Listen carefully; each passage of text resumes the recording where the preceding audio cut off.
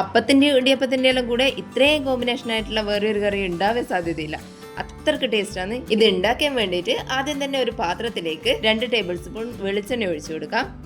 ഇനി അതിൻ്റെ അകത്തേക്ക് ഹോൾ സ്പൈസസ് എല്ലാം ഇട്ട് കൊടുക്കാം.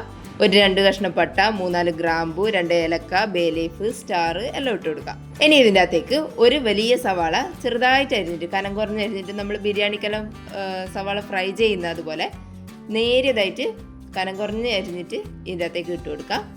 അതിൻ്റെ അകത്തേക്ക് കുറച്ച് ഉപ്പും കൂടി ഇട്ട് കൊടുത്തിട്ട് ഒന്ന് വഴറ്റിയെടുക്കാം.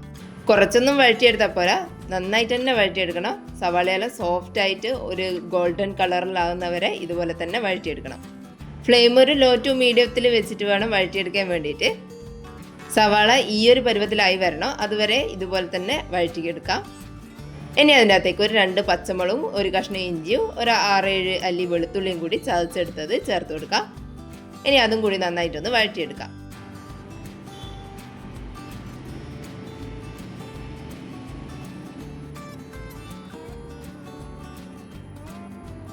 ഇനി ഇതിൻ്റെ അകത്തേക്ക് ഒരു പിടി കറിവേപ്പില കൂടി ഇട്ട് കൊടുക്കാം.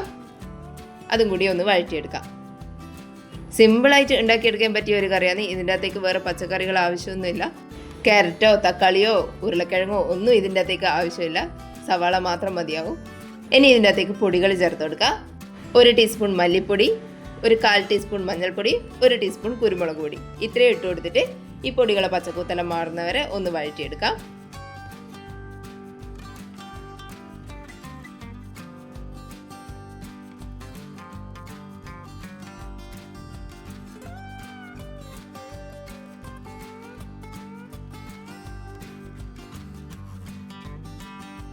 ഇനി ഇതിൻ്റെ അകത്തേക്ക് കഴുകി വൃത്തിയാക്കി വെച്ചിട്ടുള്ള ചിക്കൻ ഇട്ട് കൊടുക്കാം.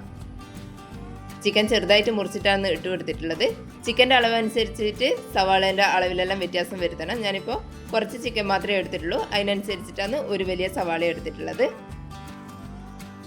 ഇനി ഇതുപോലെ ഒന്ന് വഴറ്റിയെടുക്കാം. ചിക്കൻ്റെ കളറെല്ലാം മാറി ഒരു വെള്ള കളറാകുന്നവരെ, ഈ മസാലയെല്ലാം ചിക്കനിലേക്ക് പിടിക്കുന്നവരെ ഇതുപോലെ തന്നെ ഒന്ന് ചെറുതായിട്ട് വഴറ്റിയെടുക്കാം.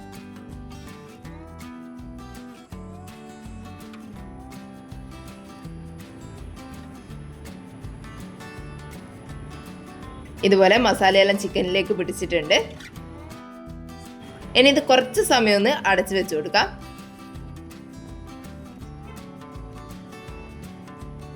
ഒരു 2-3 മിനിറ്റ് നേരം ഇങ്ങനെ വെച്ചിരുന്നാൽ മതിയാവും. ചിക്കനിലെ വെള്ളം മുഴുവനായിട്ട് ഇറങ്ങുമൊന്നും വേണ്ട. ഇതിപ്പോൾ ചെറുതായിട്ട് ചിക്കനിലെ വെള്ളം ഇറങ്ങി വന്നിട്ടുണ്ട്. മസാലയെല്ലാം ഒന്ന് മിക്സായിട്ട് വന്നിട്ടുണ്ട്.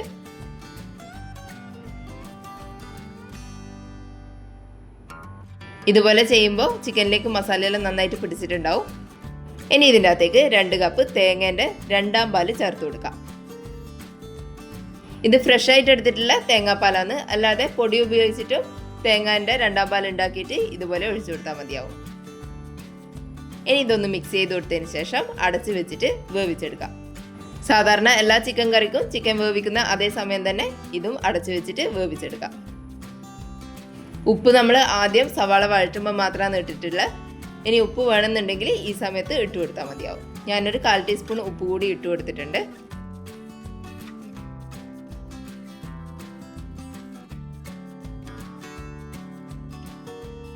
ഇനി ഇത് അടച്ചു വെച്ചിട്ട് ഒരു മീഡിയം ഫ്ലെയിമിൽ വേവിച്ചെടുക്കാം.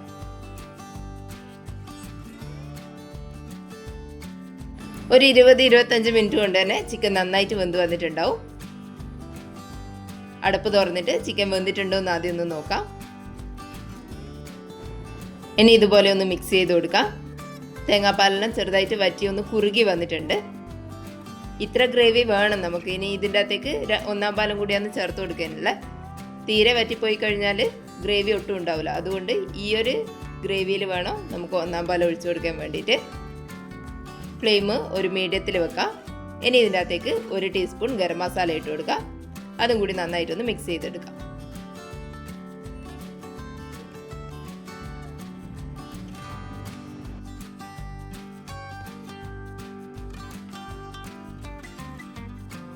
ഇനി ഇതിൻ്റെ അകത്തേക്ക് നല്ല കട്ടിയുള്ള 1 കപ്പ് 1ാം പാൽ ഒഴിച്ചു കൊടുക്കാം. ഇനി ഇത് ലോ ഫ്ലെയിമിൽ വെച്ചിട്ട് വേണം ഒന്ന് ചൂടാക്കി എടുക്കാൻ വേണ്ടിയിട്ട്. ചെറുതായിട്ടൊന്ന് തിള വരുന്നവരെ ചൂടാക്കി എടുക്കാം. അധികം തിളച്ച് പോകണ്ട, എന്നാൽ തിള വരാണ്ട് നിന്ന് കഴിഞ്ഞാൽ ഇത് പെട്ടെന്ന് കേടായി പോകും. അതുകൊണ്ട് ചെറുതായിട്ടൊന്ന് തിള വരുന്നവരെ ഒന്ന് ചൂടാക്കിയെടുക്കാം. തിളച്ച് വരുന്നത് വരെ ഇതുപോലെ തന്നെ ഒന്ന് ഇളക്കി കൊടുക്കാം, അല്ലെങ്കിൽ പാല് പിരിഞ്ഞു പോകും. അതുകൊണ്ട് ഇതുപോലെ തന്നെ ഒന്ന് മിക്സ് ചെയ്തുകൊണ്ടിരിക്കുക.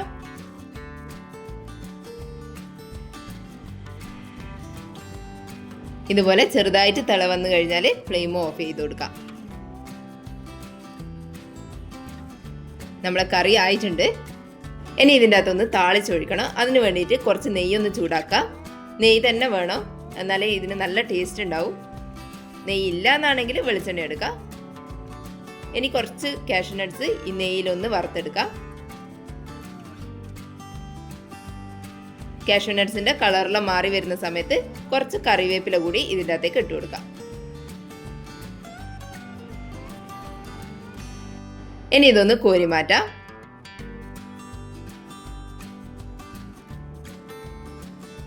ഇനി അതേ നെയ്യിലേക്ക് തന്നെ ഒരു പച്ചമുളക് കീറിയിട്ട് ഇട്ട് കൊടുക്കാം. ഞാനിപ്പോൾ വലിയ പച്ചമുളകായതുകൊണ്ട് റൗണ്ടായിട്ടാണ് കട്ട് ചെയ്തെടുത്തിട്ടുള്ളത്, അല്ലെങ്കിൽ നീളത്തിൽ അരിഞ്ഞെടുത്താലും മതിയാവും. എന്നിട്ട് ഈ നെയ്യിലൊന്ന് വഴറ്റിയെടുക്കാം. ഇനി ഈ പച്ചമുളകും നെയ്യും മുഴുവനായിട്ട് ഈ കറിയിലേക്ക് ഒഴിച്ചു കൊടുക്കാം. എന്നിട്ട് ഒന്ന് മിക്സ് ചെയ്ത് കൊടുക്കാം. അതിനുശേഷം നമ്മൾ വറുത്ത് വെച്ചിട്ടുള്ള കാഷ്യൂ നട്ട്സും കറിവേപ്പിലയും കൂടി ഇതിൻ്റെ മേലെ ഇട്ട് കൊടുക്കാം. ഇത്രയേ ഉള്ളൂ, നമ്മളെ ചിക്കൻ കുറുമ റെഡി ആയിട്ടുണ്ട്. ഏറ്റവും എളുപ്പത്തിൽ ഉണ്ടാക്കാൻ പറ്റിയ ഒരു അടിപൊളി റെസിപ്പിയാണ്. എല്ലാവരും ഒന്ന് ഉണ്ടാക്കി നോക്കിക്കോ. വീഡിയോ കണ്ടിട്ട് ഇഷ്ടപ്പെട്ടിട്ടുണ്ടെങ്കിൽ ഒന്ന് ലൈക്ക് ചെയ്ത് സബ്സ്ക്രൈബ് ചെയ്യണേ. താങ്ക്